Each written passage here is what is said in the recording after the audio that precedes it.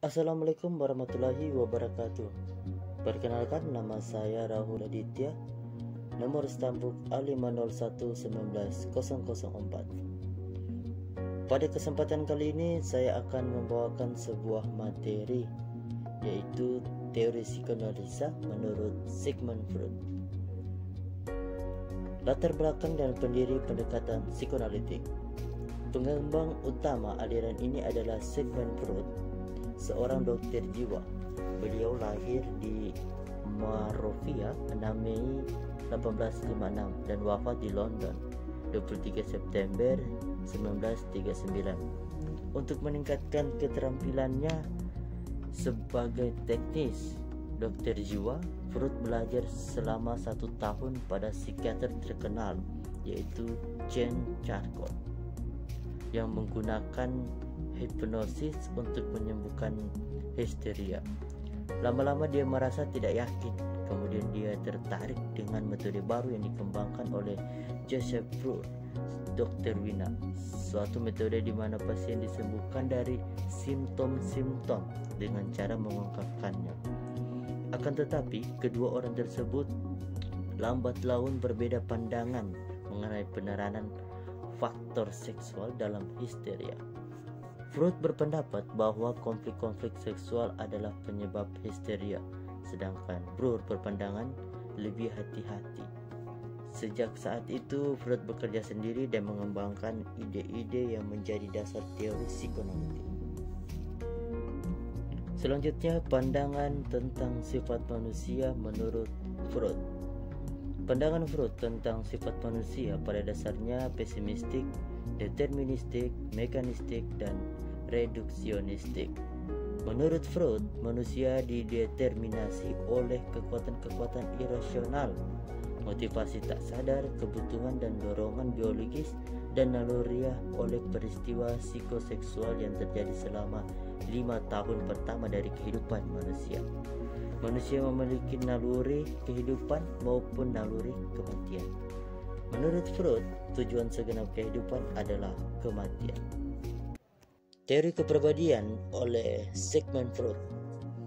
Kesadaran dan ketidaksadaran menurut Freud tidak bisa dipelajari secara langsung.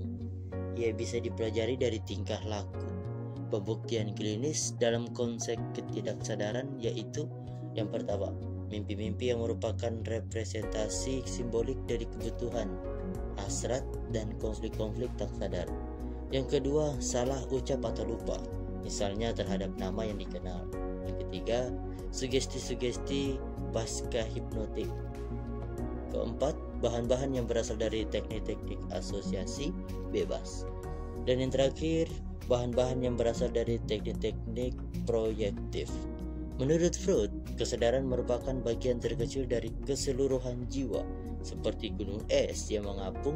Bagian terbesarnya berada di bawah permukaan air, dan yang berada di atas merupakan permukaan alam kesadaran.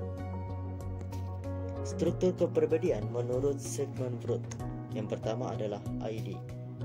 ID adalah sistem kepribadian yang orisinil.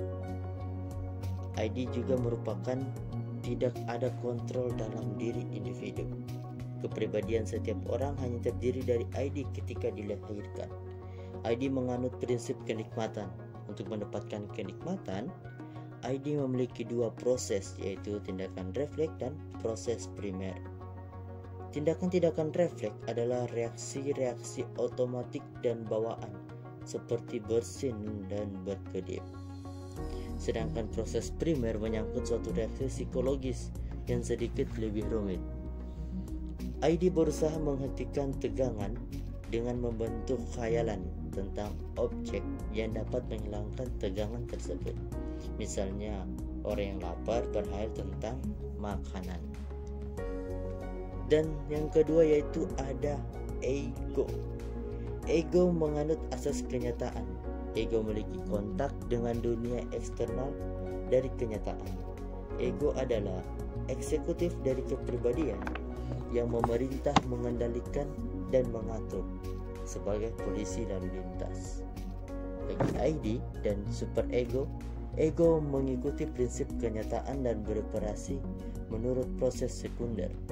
Tujuan prinsip kenyataan adalah mencegah terjadinya tegangan sampai ditemukan suatu objek yang cocok untuk pemuasan kebutuhan. Misalnya, orang yang lapar harus mencari, menemukan dan memakan makanan sampai rasa laparnya dapat dihilangkan. Yang ketiga ada super ego. Super ego yang merupakan ada kontrol dalam diri individu. Beda seperti tadi ID, tidak ada kontrol dari individu.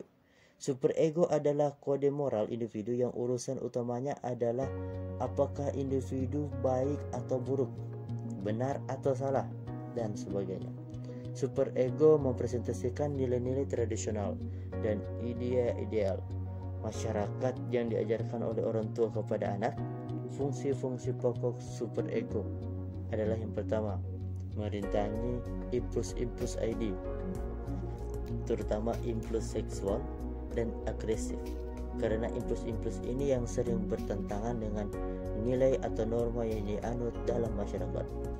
Yang kedua, mendorong ego untuk menggantikan tujuan realistis dengan tujuan moralistis. Terakhir, mengejarkan kesempurnaan. Sekian materi yang dapat saya sampaikan. Mohon maaf apabila ada kekurangan. Saya akhiri. Wassalamualaikum warahmatullahi wabarakatuh.